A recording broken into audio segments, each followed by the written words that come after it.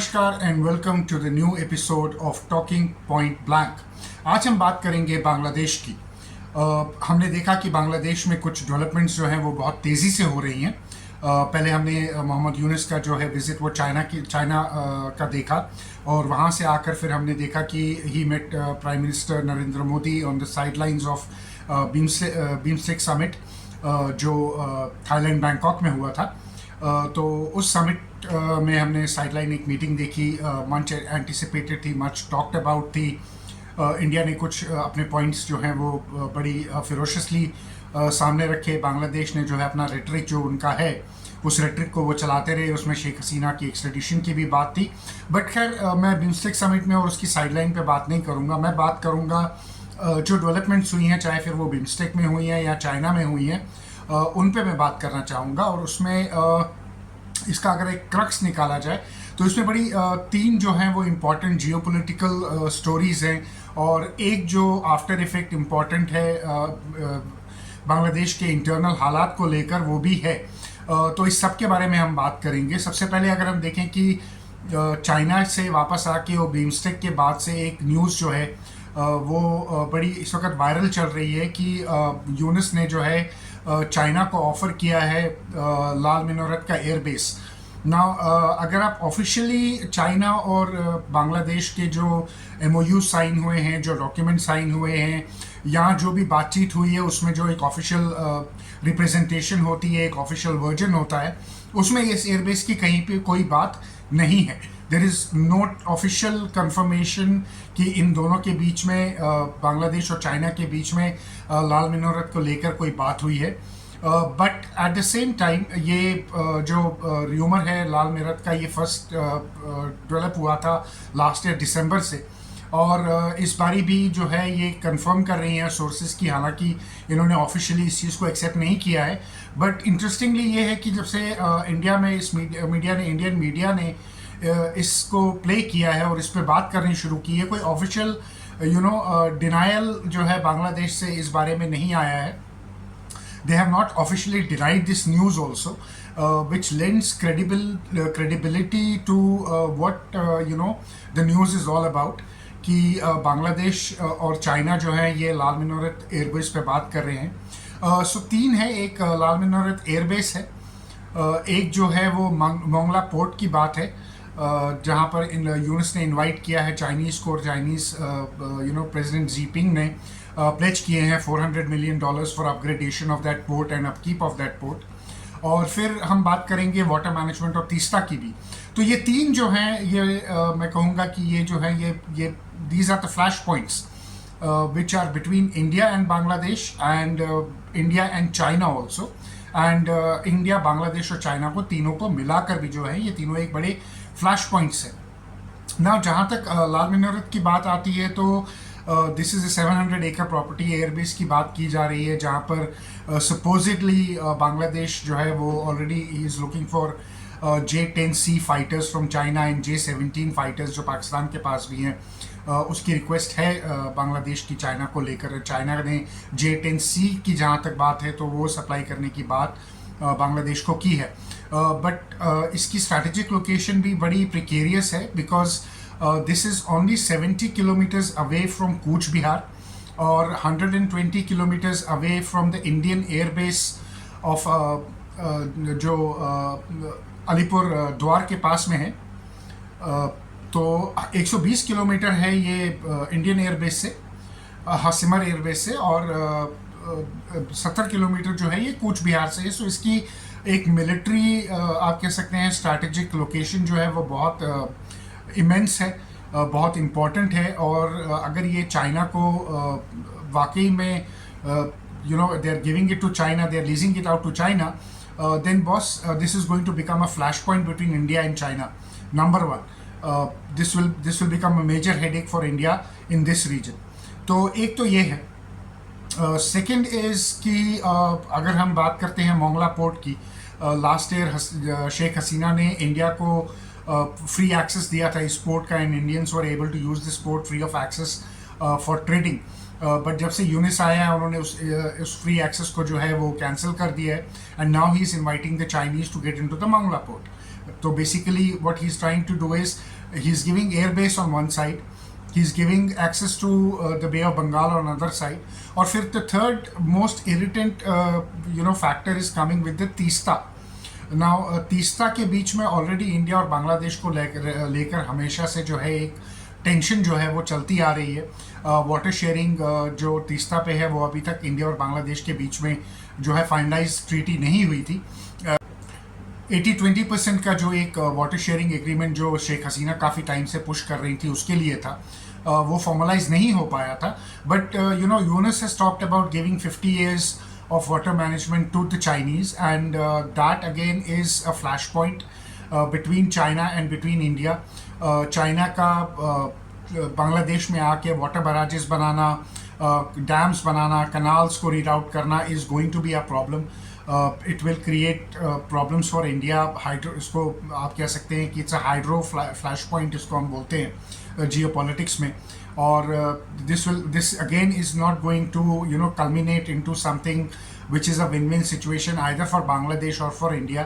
इसमें बांग्लादेश और इंडिया के बीच में जो टेंशन्स है वो और आप कह सकते हैं शार्पली इंक्रीज हो जाएंगी. जो मिसट्रस्ट है ऑलरेडी बांग्लादेश और इंडिया के बीच में वो भी काफ़ी हाई हो जाएगा. वो और ये एक फ्लैश पॉइंट जो है ये हमेशा से एक पॉइंट ऑफ कंटेंशन और एक फ्लैश पॉइंट बनता रहेगा. ना देखिए तीस्ता पे जहाँ तक वाटर मैनेजमेंट की बात करते हैं तो इसका जो कंट्रोल है वो इंडिया के पास है. सिक्किम से ये रिवर निकलती है, then it flows from Bengal then into Bangladesh. But इसमें एक चीज़ इंपॉर्टेंट ये भी है कि इंडिया जो है वो अपर राइपेरियन है, जिसका मतलब है कि पानी आपके यहाँ से फ्लो करता है. So the water control is with India. Now the Chinese might be able to look at building dams और बिल्डिंग अ बराज कि मानसून वाटर को जो है वो यूज़ किया जाए, उसको हार्वेस्ट किया जाए, फिर उसको लीन पीरियड में यूज़ किया जाए. बट बॉस जब आपकी when you don't have a treaty with upper riparian country जिसके पास इसका फ्लो जो है वो रहता है, तो then it becomes very very difficult for you to execute that kind of a project even by dams और बाय बराजेस. इसमें रिस्क रहता है बहुत हाई. एक तो सिल्टिंग का रिस्क रहता है, दूसरा इसमें ऑब्वियसली फ्लैश फ्लडिंग का बहुत रिस्क है, ड्राइंग अप का बहुत रिस्क रहता है. तो ये जो कंट्रोल है ये हमेशा इंडिया के पास रहता है. तो जहाँ तक वाटर मैनेजमेंट की बात करें तो उसमें इंडिया का एक बहुत सिग्निफिकेंट अपर हैंड है जो वो बांग्लादेश पे प्ले कर सकता है. नाउ मोंगला पोर्ट की मैंने जैसे कि बात की कि बे ऑफ बंगाल का एक्सेस चाइना को देना है या चाइनीज़ नेवी या चाइनीज़ शिप्स का उस एरिया में आने का मतलब ये है कि obviously you will have a clash point always with the Chinese in Bay of Bengal. ये कोशिश करेंगे अपनी नेवल पावर को या अपनी मैरीटाइम पावर को जो है एक्सरसाइज करने के लिए in the Bay of Bengal, which is not a very good news for India because at the end of the day we don't want a constant flashpoint with China on one end when we already are at a flashpoint with Pakistan on one end, on the other end basically. So this is something which needs to be very very keenly looked at. But the airbase is very very significant because अगर आप देखेंगे in case of the airbase and its proximity to the Indian border and to the Indian airbase, this has a potential to trigger any miscalculation, any misunderstanding, and a potential to trigger a conflict. You can say a small conflict or a large conflict or a medium conflict. So and obviously then getting China into this militarily is not good for India at all. But is it so bad for India? Is everything so bad for India? I don't believe so. Why? Let me explain. देखें बांग्लादेश के जो अपने हालात हैं they are also not stabilizing very well. Now आज बांग्लादेश में जो है BNP जो है खालिदा जिया की उन्होंने डिक्लेयर किया है कि वो जो है they will be hitting out on the streets. वो जो है वो प्रोटेस्ट करेंगे फॉर इलेक्शंस. दे वांट कि दिसंबर तक जो है बांग्लादेश में इलेक्शंस जो हैं वो हो जाए और उनको उसमें सपोर्ट कर रही है एक इस्लामिस्ट राइट विंग पार्टी जिसको हम कहते हैं हिफाजत इस्लाम बांग्लादेश की. नाउ हमें ऑलरेडी पता है कि जब से यूनिस आए हैं the Islamist forces in Bangladesh have emboldened themselves, have become very brave, have become very rampant और ये जो है ये बेसिकली डिक्टेट कर रहे हैं यूनिस को कि बांग्लादेश को जो है एक authoritarian right wing extremism Islamist country की तरफ जो है वो ले जाया जाए. Basically a version of Pakistan except that in Pakistan military is in control, वहाँ पर मिलिट्री मुल्लास को मैनेज करती है, यहाँ मुल्लास जो हैं वो मिलिट्री को मैनेज करना चाहते हैं। तो ये ज़्यादा एक्सट्रीम फॉर्म ऑफ पाकिस्तान में कहूँगा एक किस्म से बनाना चाहते हैं बांग्लादेश को। नाउ इसकी क्या सिग्निफिकेंस है इस प्रोटेस्ट की, इसकी सब इन्होंने हालांकि जो आज स्टेटमेंट दिया है उसमें उन्होंने ये कहा है कि हम मोहम्मद यूनिस से आज पहले मिलेंगे, will have a meeting with him, उससे बात करेंगे और उससे एक इलेक्शन की डेट मांगेंगे, क्योंकि जब भी हम इलेक्शंस की बात करते हैं तो हमें बोला जाता है, कोई कहता है कि दिसंबर से जून के बीच में होगा नेक्स्ट ईयर, और फिर वहीं से कुछ लोगों का यूनिस की गवर्नमेंट में से बोलना होता है कि जून से दिसंबर के बीच में होगा। ना रियलिटी ये है कि यूनिस जो है वो इलेक्शंस जो है वो डिले करना चाहते हैं बांग्लादेश में as long as he can, because जो उन पर प्रेशर है जमात इस्लामी का या हिज़्ब तहरीर का रिफॉर्म्स के नाम पर, and taking over Bangladesh through force, through autocratic authoritative force से जो वो लेना चाहते हैं बांग्लादेश को, और जो वो एक सूडो अपना गवर्नेंस का जो उन्हें सिस्टम रखा हुआ है जिसमें प्रोसिक्यूशन ऑफ माइनॉरिटीज़ है, स्पेशली हिंदूज़ है, वो बहुत हाई है। तो वो जो अपना वो सिलसिला एक है उसको वो जारी रखना चाहते हैं। तो जहाँ तक इलेक्शंस की बात है, मुझे कोई सिंसेरिटी यूनिस में नहीं दिखती कि वो बांग्लादेश में सिंसियरली इलेक्शंस करवाना चाहता है। I think he wants to be in power in Bangladesh for as long as he can be, and he will do everything to stall these elections in Bangladesh. But अब बांग्लादेश में बीएनपी ने ये sense किया है कि ना वो पावर में आ सकते हैं, और विदाउट इलेक्शंस जो है उनकी जो से है और उनका जो एक इलेक्टोरल पावर है वो जो है वो गिरता जा रहा है बांग्लादेश में। तो उस कैलकुलेशन को लेकर दे हैव गॉन अहेड, और उन्होंने आज कहा है कि वो यूनिस से मिलेंगे, एक फाइनल मीटिंग करेंगे। अगर एक मोहम्मद यूनिस जो है डेफिनेटिव डेट नहीं देते इलेक्शंस की तो दिसंबर के लिए, तो फिर जो है वो प्रोटेस्ट होगा, और उस प्रोटेस्ट में बीएनपी का जो साथ दे रहे हैं वो दे रहे हैं हिफाजत इस्लाम। ना हिफाजत इस्लाम, हिज़्ब तहरीर और जमात इस्लामी, ये तीन वो ऑर्गेनाइजेशंस हैं जिन्होंने जब शेख हसीना को निकाला था बांग्लादेश से, तो इन तीनों ने मिलकर जो है बांग्लादेश में जो यू कैन से पावर कॉरिडोर्स जो हैं उनको कैप्चर किया था। ना ऐसा क्या है कि हिफाजत इस्लाम को जो है वो जमात इस्लामी के अगेंस्ट खड़ा होने की नौबत आ गई है कि वो जो है वो बीएनपी को सपोर्ट करना चाहते हैं। तो उसके पीछे रीज़न ये है कि उनको ये लगता है कि जमात इस्लामी जितना पावर में रहेगी उतना जो बाकी ऑर्गेनाइजेशंस है उनकी जो क्रेडिबिलिटी है, रिलीजियस क्रेडिबिलिटी है, या जो उनका जो दबदबा है ग्राउंड पर, वो जमात इस्लामी जो है वो कैप्चर करेगी और जमात इस्लामी उनको रिडंडेंट कर देगी। तो अपने पॉलिटिकल बेस, अपने एक अपना जो एक उनका एक स्फीयर ऑफ इन्फ्लुएंस है वो श्रिंक ना हो, उसको बचाने के लिए they have finally this organisation has finally broken off from Jamaat Islami and gone and stood beside the BNP. Now देखो, I'll be very very honest with you and I'll tell you something very honestly what is happening in Bangladesh. There are two very likely scenarios which are emerging out of Bangladesh. Scenario number one is that Bangladesh में Younis talks about banning political parties. इनका already last year से जमात जो है और जो students wing है वो कोशिश कर रहे हैं कि -2 फॉर्मूला, अवामी लीग को तो बैन करने की बात कर रहे हैं वो, बट उसके साथ साथ वहाँ से ये बोल रहे हैं कि -2 में ये बीएनपी को भी काउंट कर रहे हैं कि बीएनपी जो है उसको भी इलेक्शन से जो है इस बारी दूर रखा जाए। Basically they want to take out the political parties from Bangladesh और एक शैम इलेक्शंस करवा के अपने आप को ये इलेक्ट करवाना चाहते हैं, और फिर ये बोलेंगे कि देखिए जी हमने इलेक्शन करवा लिए और हमने जो है पावर कैप्चर कर लिया। ये एक सिनेरियो है। दूसरा सिनेरियो ये है कि बीएनपी जो है वो प्रोटेस्ट करती है बांग्लादेश में, हिफाजत इस्लाम उनके साथ जो है उनकी बेस बनाती है। देखिए उसमें एक मैं कहूँगा एक सिल्वर बुलेट जिसको हम बोलते हैं वो नहीं है बीएनपी के पास, और सिल्वर लाइनिंग जो इस प्रोटेस्ट की है वो ये है कि बीएनपी की जो लीडरशिप है that is not in Bangladesh, that is abroad in London. तो वो जो एक that is one disadvantage BNP के लिए, अगर वो मास प्रोटेस्ट ऑर्गेनाइज करते हैं तो एक सेंट्रल कमांड, एक सेंट्रल लीडर जो है वो बांग्लादेश में नहीं है। Unless and until Khaleda Zia और Tarique Anwar comes from London and decides कि he will come to Bangladesh, वो ये रिस्क लेने को तैयार होता है कि मैं बांग्लादेश आके इस प्रोटेस्ट को लीड करूँगा।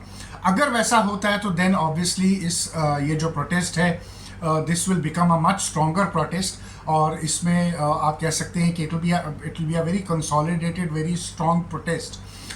But even they don't come to Bangladesh, इसमें चांसेस ये हैं कि कहीं ना कहीं कि बीएनपी और हिफाजत इस्लाम जो है ये मिलकर अगर बांग्लादेश में प्रोटेस्ट करते हैं तो सिचुएशन वहाँ पर आएगी जहाँ पर एक साइड से बीएनपी और हिफाजत इस्लाम होगा, दूसरी साइड से जमात इस्लामी और स्टूडेंट विंग जो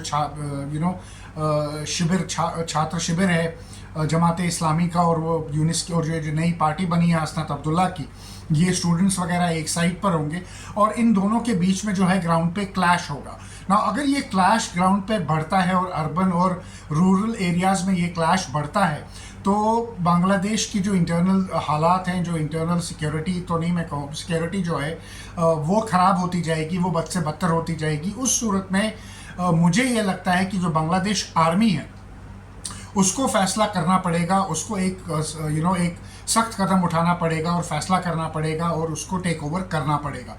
अगर बांग्लादेश आर्मी टेक ओवर करती है तो एक चीज़ तो श्योर है कि यूनिस जो है he will be out of the picture. चाहे फिर जनरल वकरुल जमान साल लगाएं या 6 महीने लगाएं, you will hope for somewhat you can से free and fair elections in Bangladesh जिसमें बीएनपी और बाकी पार्टीज जो हैं वो पार्ट लेंगी. वो एक जो है ऑप्शन जो है ये एक ऑप्शन बनता है. दूसरा ऑप्शन ये बनता है कि they declare the protest but Jamaat और शिबिर और ये स्टूडेंट्स की पार्टी मिलकर इनको पहले ही सैबोटेज करेगी, इनको वीक करेगी और they will create they will consolidate their power in Bangladesh. और उस सूरत में Yunus is going to consolidate his power in Bangladesh and he will stay in power. Now if that happens, then boss, that is bad news for India, because the more Yunus stays in Bangladesh and the more consolidated Jamaat and its allies in Bangladesh get, the more closer he is going to wean towards China.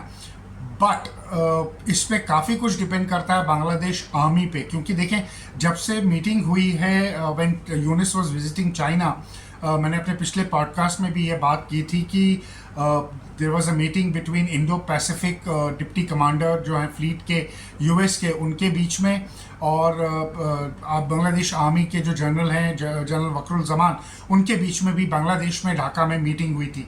उस meeting का अभी तक हमको नहीं पता, it's a very hush hush meeting, की उस meeting में क्या डिस्कशन हुआ, क्या बात हुई, अमेरिकन ने क्या पॉइंट जो है वो सामने रखे. बट तो काफ़ी कुछ जो है वो बांग्लादेशी आर्मी पे भी डिपेंड करता है कि वो किस साइड पर जाती है. अगर यूनिस और ये स्टूडेंट्स और जमात इस्लामी डिसाइड करते हैं कि बीएनपी के खिलाफ वायलेंस करने के लिए और ये हिफाजत इस्लाम के अगेंस्ट जो है ये अपना यू कैन से कि they tighten their noose around their neck, तो फिर बांग्लादेश आर्मी उसमें रिएक्ट करेगी कि नहीं करेगी, that is something we have to see and we have to wait. But there are chances कि वो करें, हो सकता है वो ना करें.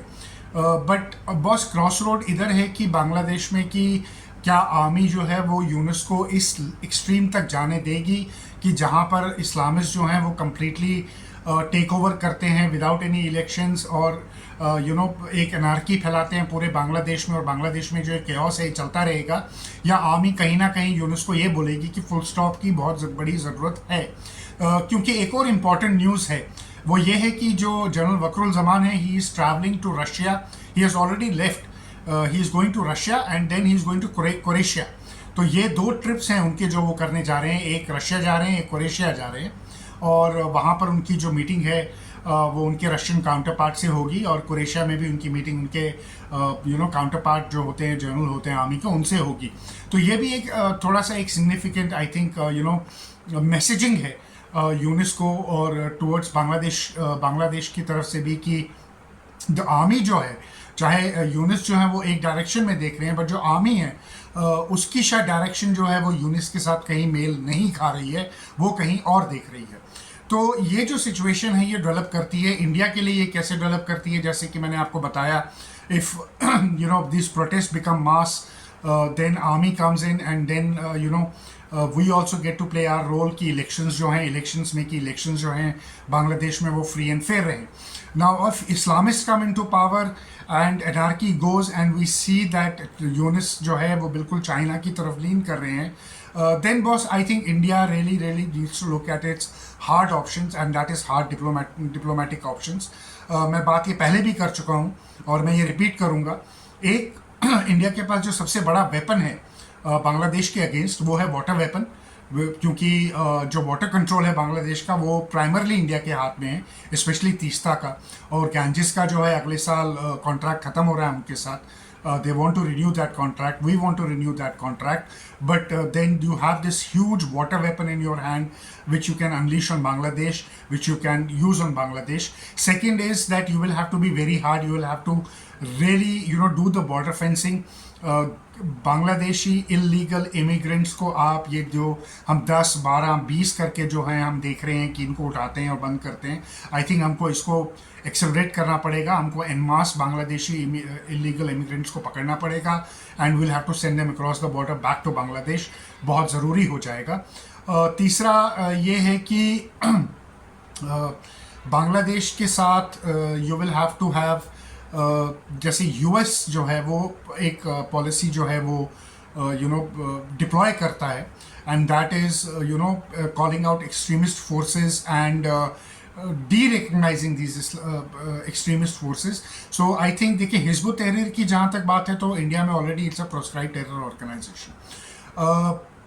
अगर हम पिछले 5-8 साल का NIA का थोड़ा डेटा उठाकर देखते हैं तो there is more than enough evidence कि a lot of terrorists who wanted to carry out subversive activities in India had come from Bangladesh. And it is no man's guess कि बांग्लादेश में जमात इस्लामी बांग्लादेश जो है वो एक आइडियोलॉजिकल हब है इन terrorist का. ठीक है, उस सूरत में आपको जमात इस्लामी बांग्लादेश को एक प्रोस्क्राइब टेररिस्ट ऑर्गेनाइजेशन डिक्लेयर करना होगा. आपको अमेरिका के साथ बहुत क्लोजली काम करना होगा और वॉर फुटिंग पे इनको ग्लोबल टेररिस्ट ऑर्गेनाइजेशन जो है उसको डिक्लेयर करना होगा. क्योंकि अगर आप AQIS की बात करते हो, अलकायदा इन इंडियन सब कॉन्टिनेंट की बात करते हो, और वो बांग्लादेश से अगर उसके ऑपरेशंस को आप देखते हो जो बांग्लादेश से वो ऑपरेट करते हैं, तो उसमें कहीं ना कहीं जमात इस्लामी बांग्लादेश का जो है एक बैकग्राउंड है, एक हाथ है. तो उस चीज़ को यूज़ करके, उस चीज़ को बेस बनाकर I think India will have to do this on a war footing. And then obviously your military option is always on the cards, but I don't think military option is a viable option for now, or it's the last option India will exercise in case things go extremely bad. But I don't think they are going to go extremely bad. My take is that we will have to wait and watch कि बांग्लादेश में क्या होता है. Protest जो हैं अभी BNP के वो यूनिस के साथ जो मीटिंग है उसमें क्या होता है, प्रोटेस्ट कैसे होते हैं या नहीं होते हैं. सो बांग्लादेश में आने वाले कुछ 1-2 महीने में बहुत से जिसको आप कहते हैं कि अप्स एंड डाउन्स जो होते हैं वो होने वाले हैं, उतार और चढ़ाव जिसको हम बोलते हैं, उतार और चढ़ाव. So that is going to happen, and I think we will have to watch the situation unfolding in Bangladesh very closely and monitor these things very closely. At the same time, I think India की जो diplomacy है, that it is on the front foot. They are very actively tracking developments in Bangladesh, and they're very actively they're on alert. India is on high alert. Actively tracking and actively also devising on how to counter any major threats which come from Mohammad Yunus or Bangladesh. So this is the update from Bangladesh for now. I hope you like this video, and if you like this video, kindly like it, share it, and subscribe it and ask your friends to subscribe to this too. It keeps me motivated to get more analysis and more content to everyone out there in this community. I will see you again very shortly with the new video. Till then, Namaskar, Jai Hind.